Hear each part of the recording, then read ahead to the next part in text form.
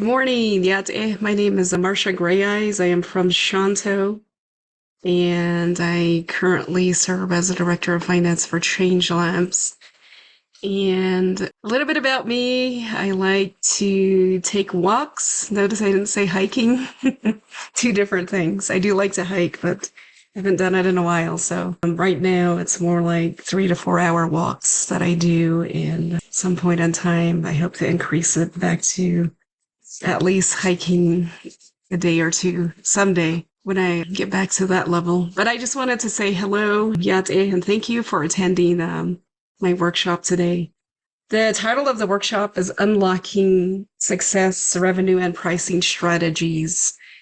And it has a lot to do with putting names to some of the strategies that we already use, that a lot of business owners already use. And one of the things that I talk about, I guess, from the very beginning is revenue models. And it is pretty interesting how revenue models have names as people that have gotten a business background and or took some classes in a business degree capacity at some level, have learned about revenue models, learned about pricing strategies, all book knowledge. But I've seen a lot of entrepreneurs and small business owners use these in practice, but they're not exactly sure what the name of it is, but they use it. And today I just wanted to give a little bit of, I guess, a name or a face to some of the things, the strategies that have been used, and maybe introduce some new ones in the process. So developing customized revenue models, it helps align your business's unique offerings, whatever your product or services are, and whatever you value, to make sure that you have a sustainable business that has an impact on the community.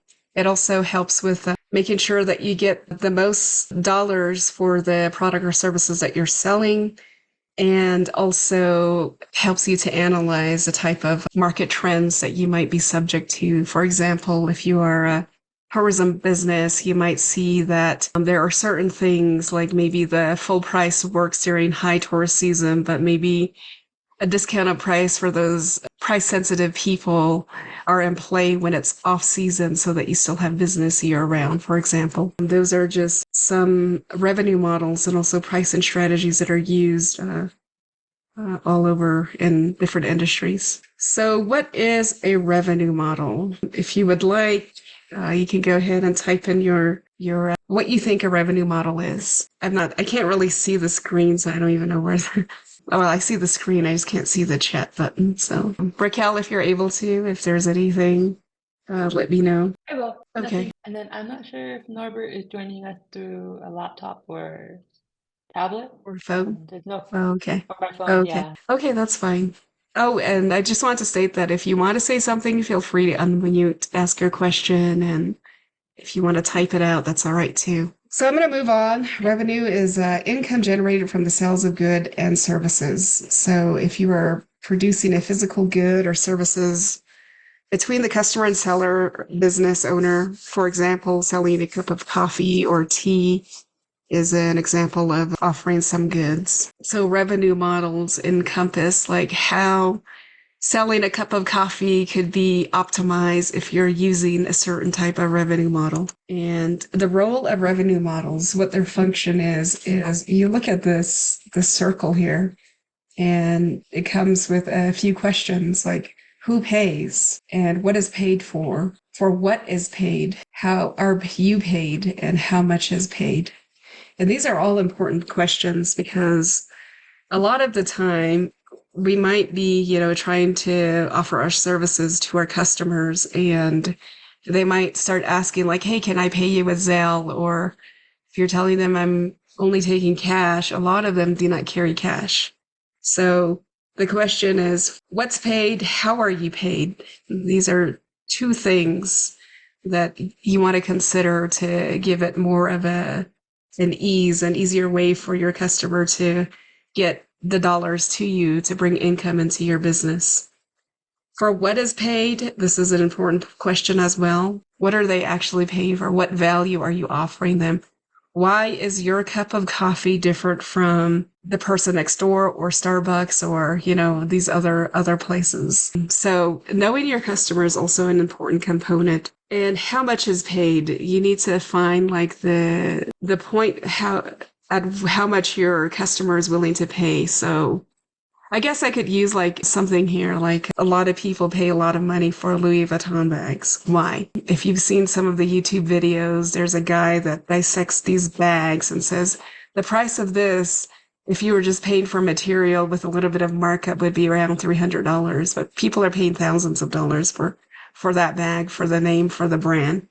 And why is that? Because there's a certain clientele or a certain customer that they're aiming for, and they value the name, value the bag, value the product overall. So that's also an important part of the revenue model. So what it does is it allows a company to plan on how they're going to generate their income and how to price products and identify their target market. And the importance of it is choosing the right revenue model is really important for your business because it directly impacts how much income you generate and what your growth potential is as a business. So here are some types of revenue model. I've only put 6 here. I believe that there might be another 6 in the next slide. I don't quite remember. Here's the first one is probably one that we're very familiar with. It's called asset sales or unit sales. This is something that's bought individually, like, equipment, inventory, real estate, even products. And these are just one-time sales. You don't really have any repeat customers because, you sell a house possibly one time for a number of years. Intellectual property may not be, it's a license, so it might only be sold once. So these are all asset sales. They're called unit sales as well. Advertising, I like to explain this a little bit more because people get confused about this. This is you as a business generating income while you're advertising for someone else. Okay, so for example, if you look on social media pages, Facebook, for example, or Instagram or TikTok, you have these influencers that may have different reviews of different products and services that are offered out there. And for Facebook and Instagram, you might have an ad that pops up. And the user or the person that is sponsoring that particular link to pop up or to show up is the one that's making some money, a commission off of the number of clicks it may get or the number of customers that actually buy something. So that is advertising revenue model. It's not how we normally think of advertising, like we're advertising and then the money that comes back to us, to our company, is the income. It's not like that. It's you advertising for somebody else and generating income off of that. Data is typically with social media companies selling high quality, exclusive, valuable information. This actually takes a lot of forms, and this can be coupled with subscription. It can be coupled with licensing fees. It can also be a combination of everything. And also keep in mind that people or businesses use a combination of revenue models as well. But for startups, for new businesses, you might stick to one for a little bit and then maybe start expanding the more that you grow and the more that you learn about your customers and what they like and what they value. So data is currently one of the biggest generator of income worldwide. This has a lot to do with not just the collection of data for the use of certain products. I like to use YouTube as an example. They have a free version that you can use, but it has a lot of ads. But you also have to input your information. So they have your name, your address, your phone number, your email, and there are other products that you might sign up for that have the same that ask you for the same information, and they give you free access. Maybe they give you a free template, and what you're exchanging that free thing for is your information. So they mine the data, and they may sell it. So that's completely, after you exchange that, they can do what they want. So it's important to read the fine print. Intermediation is a buyer and seller exchange. These are like real estate brokers of any sort.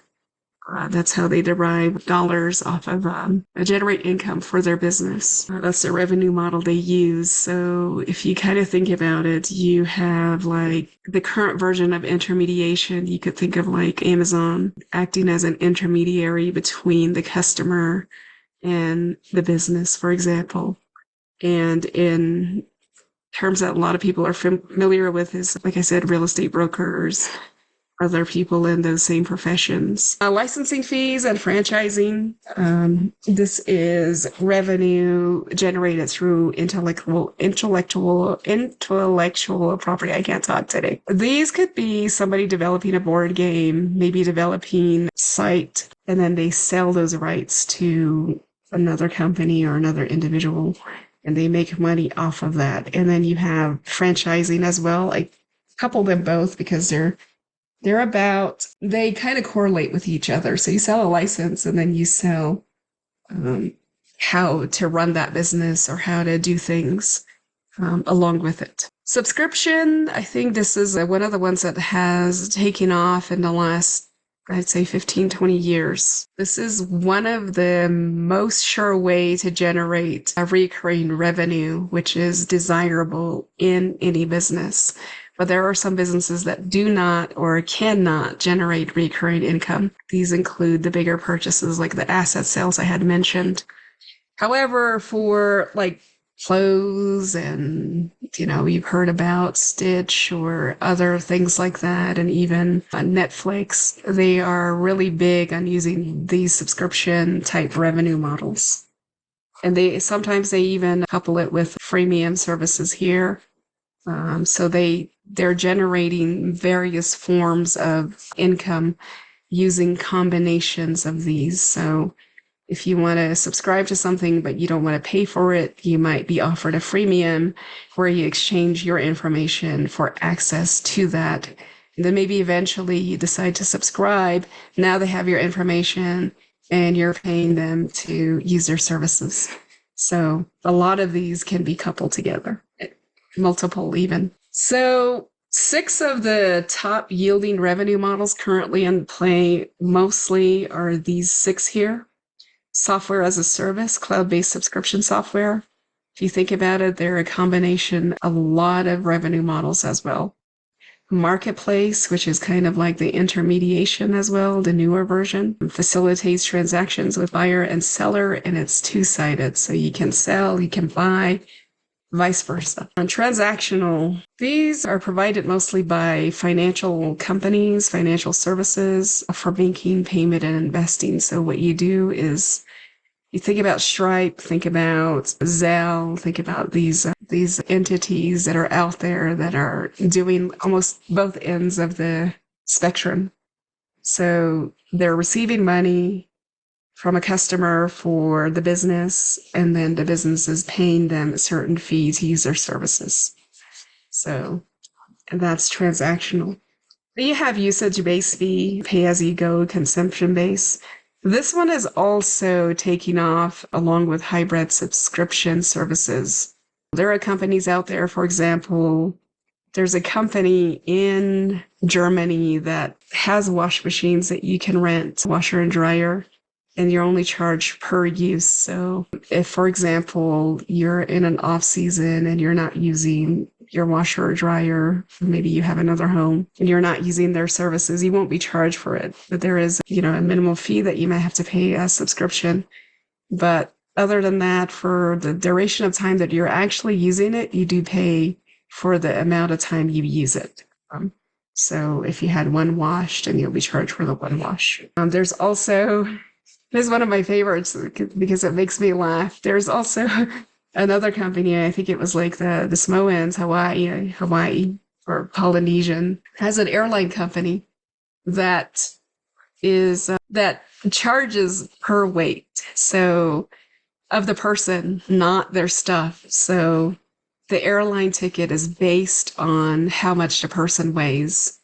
And they have higher obesity rates than the US. So they tend to pay a higher fee for for flying based on whatever their weight is, and that's what they're charged. I thought that was pretty interesting. Then you have also enterprise, sell large contracts to huge companies. You see a lot of that everywhere. If you think about Tesla, etc., these companies that are, taking over various things. Then there's hard tech. These are hardware for phones, for computers, for services related to hardware.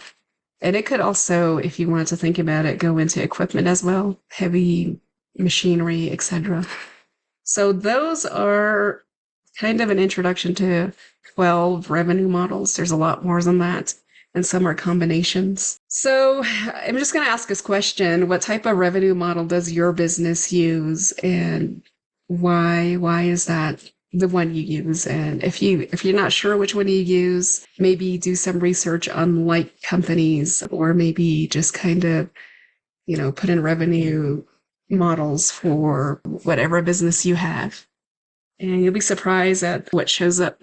And it might give you some ideas on how to strategize and maximize your profits. So 4-point layout. Here is, I guess, if you are going to take home anything, remember that revenue models guides business strategy.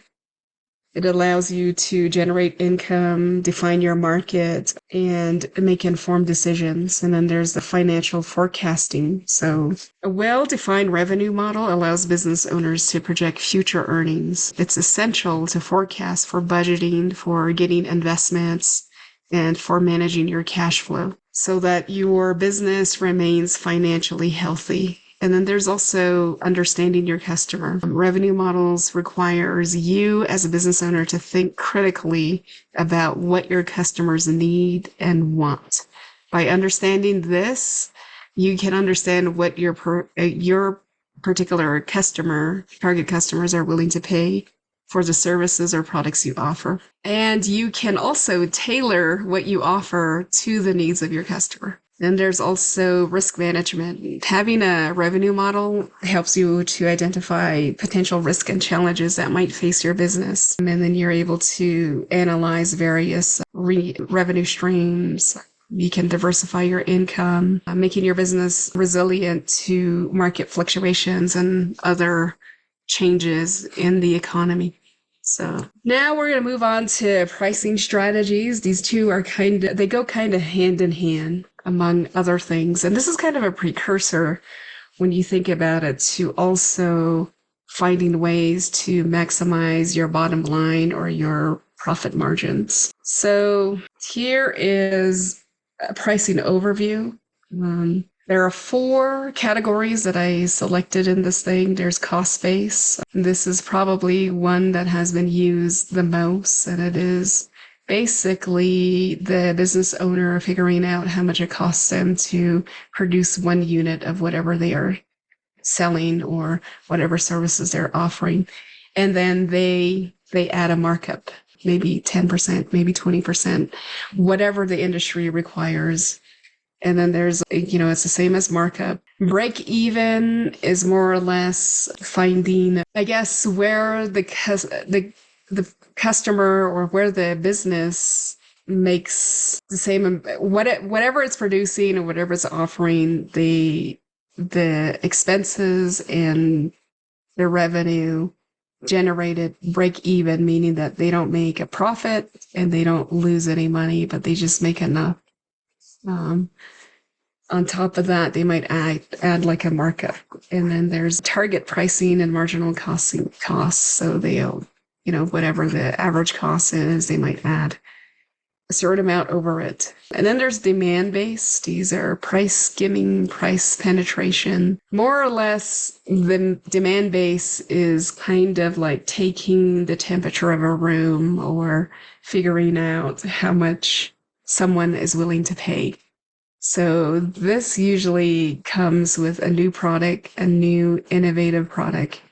If you look at, I guess, Apple products, their phones, when they first are released, might come, or even before they're released, there's people that buy ahead of time that may pay a certain amount, much more than maybe the person that's going to buy 6 months later or a year later. They're not really, they're not really concerned about getting the latest thing.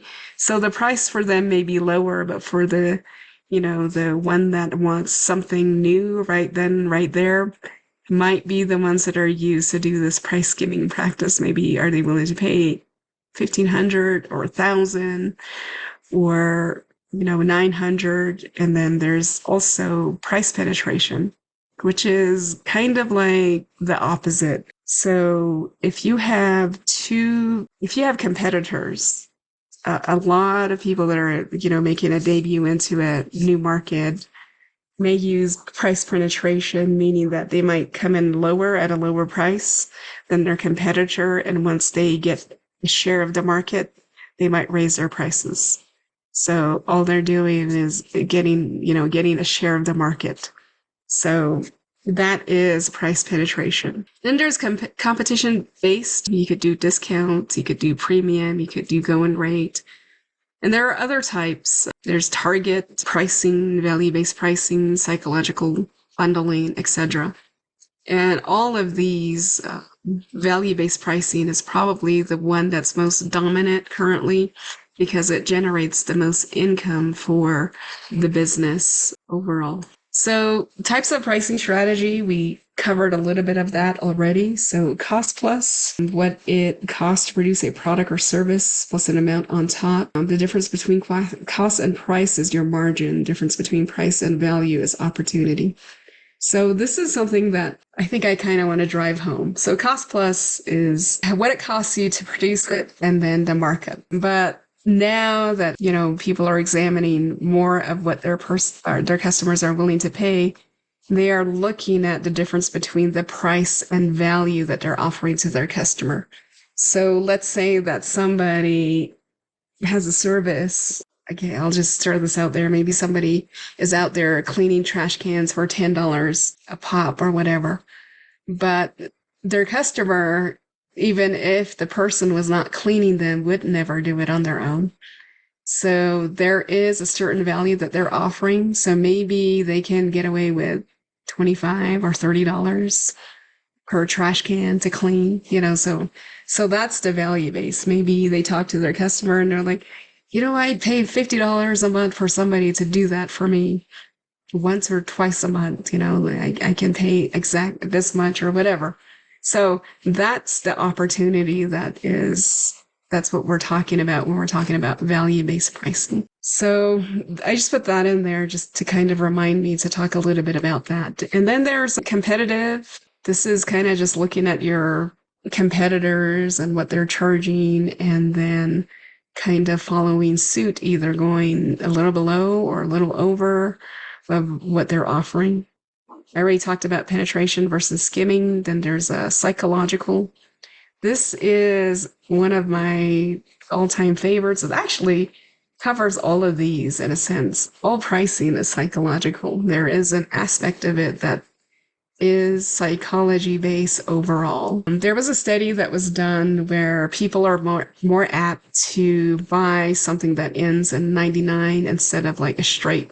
Let's say that something is 99 cents versus something that's $1. A person is more, influenced to buy the 99-cent product versus the dollar product. So there's psychology behind that. And they also found that men were more prone to trust dollar signs or dollar amounts that were written in red versus other colors. And women were not they're not color sensitive, but apparently men are. So that is some of the things that are used depending on what the target market is. So just some things to keep in mind, just some things to kind of look into depending on who your customers are and who you're targeting.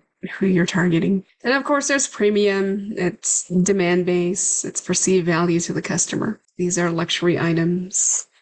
Some of it we talked about already. There's a few things to remember when it comes to, pricing. The main thing is to remember to charge so that you're able to start honing in on who your customers are. If you're offering your services for free, you never do realize if anybody is willing to pay for the services. Basically, what I'm saying is they're not seeing any value in what you're offering, and all they're going after is probably the word free. So price on value, you should price on value, not on costs. Let your customer decide, talk to the user, helps you to build more of a sustainable business and also aid in growth. And it may also reduce costs and allow you to be more flexible. The other thing to do is observe your competitor if you have any. Undercharging doesn't create sustainable businesses.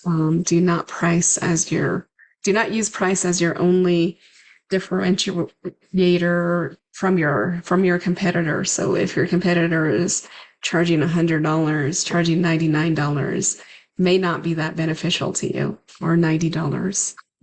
You need to offer other value, other things that meet your customers' needs, not just a price. The other is be flexible. Keep in mind that your pricing is not permanent. It should be flexible. You may announce price increases or only charge new customers price increases, for example. So if you have longtime customers, you might, well, I'll use Verizon as an example. I've been a Verizon customer for a number of years, and they usually offer subscriptions, paid, I guess, contracts for 2 years.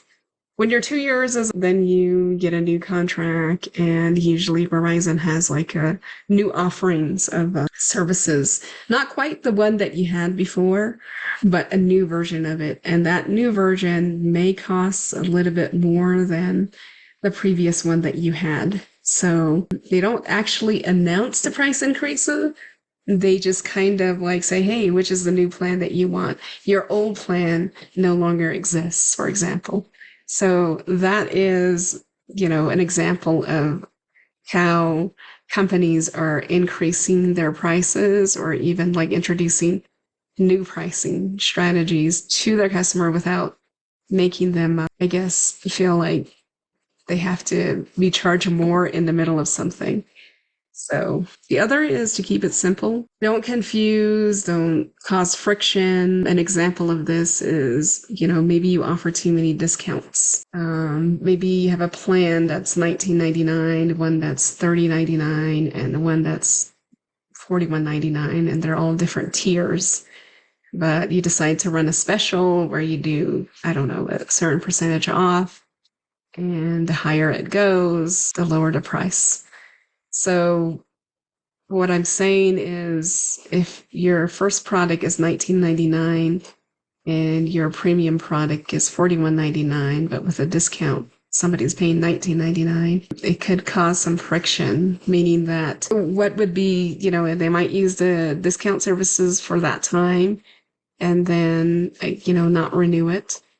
So, and you don't want to confuse them.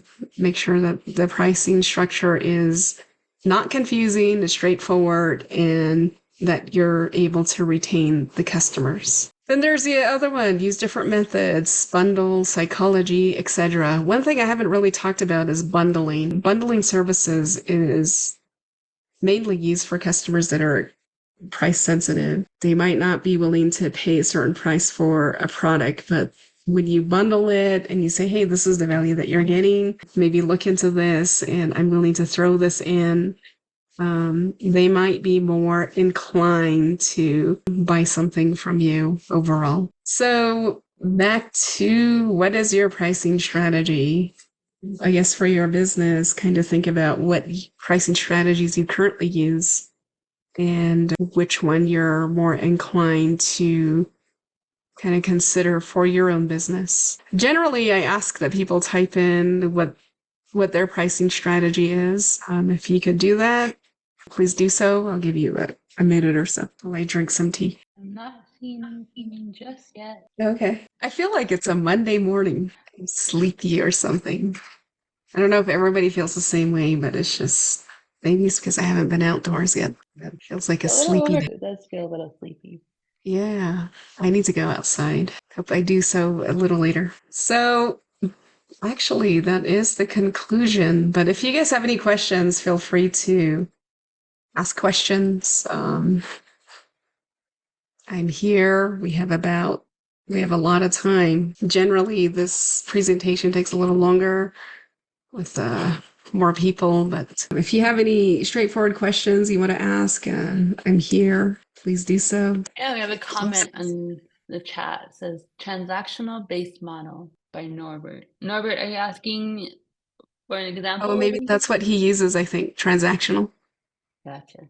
Yeah. Norbert, how do you like using the transactional base model? And what kind of business do you have? You mentioned earlier that he doesn't have a camera or mic, so probably typing.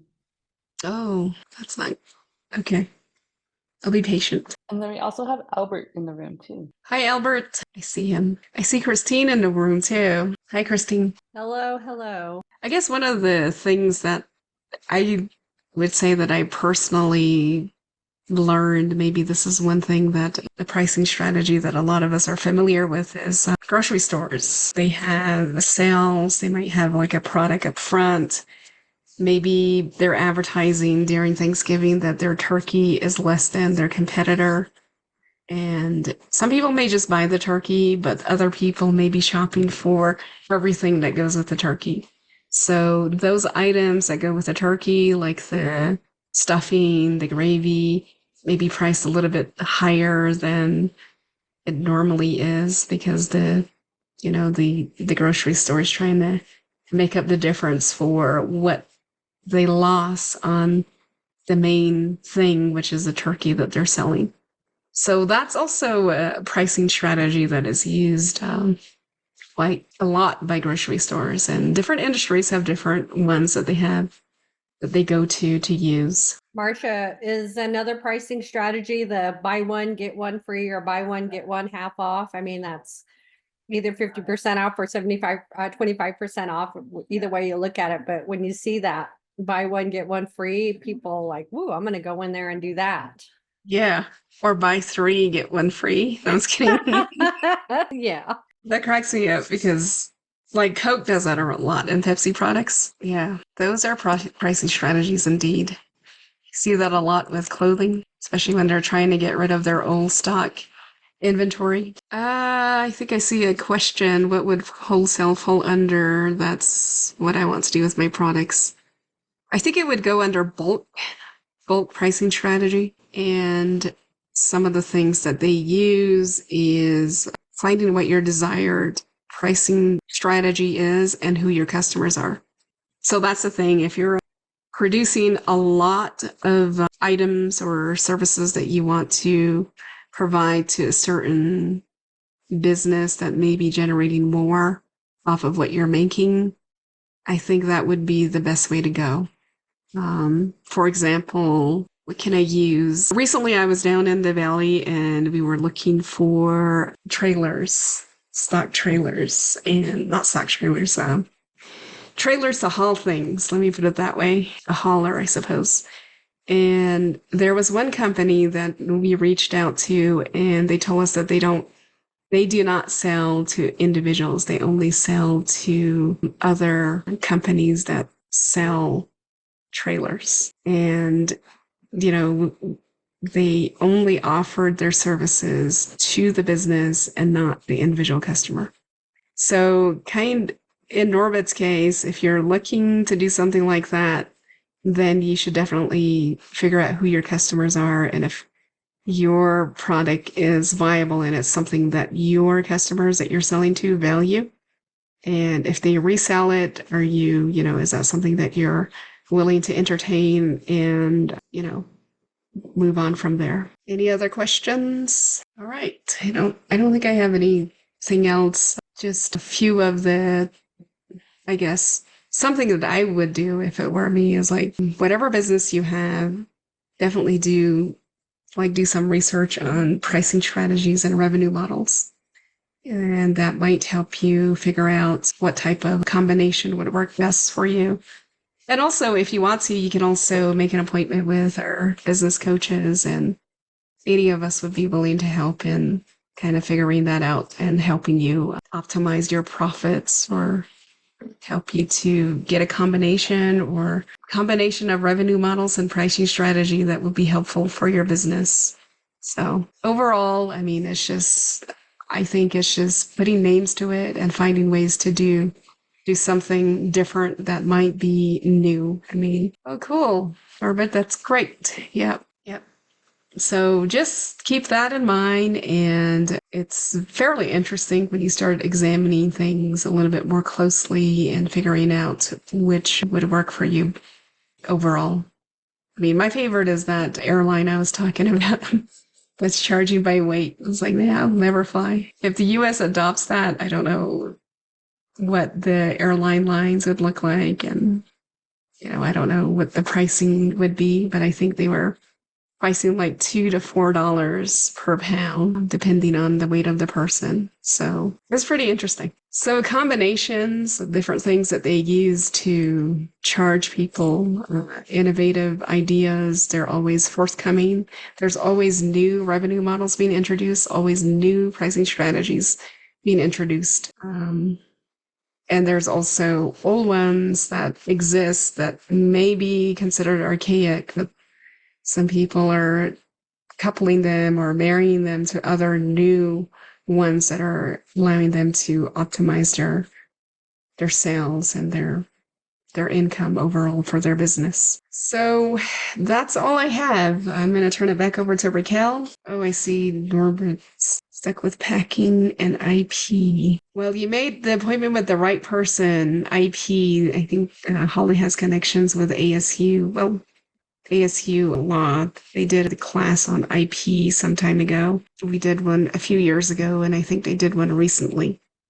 So they may be able to help with the IP portion. And we also do have graphic designers and various people in different professions that we could maybe supply some information to you to help you kind of figure out what your packaging might look like overall. So there is that as well. And I'm not sure if you're talking about postage pricing or, reducing the price you pay for packaging, or maybe finding a more efficient way to package. I mean, those are all, there's different aspects related to that as well. Or maybe your bundle packing, I see that you're okay. Yeah. So, but definitely there are designers out there, graphic designers. We have a whole list of them that will help you, that can help you figure things out. Of course, it comes at a price, but there are professionals out there that are, willing to help and may help you brainstorm some of these things and figure out what works best. Okay, I'm going to turn it back over to Raquel, and I will see you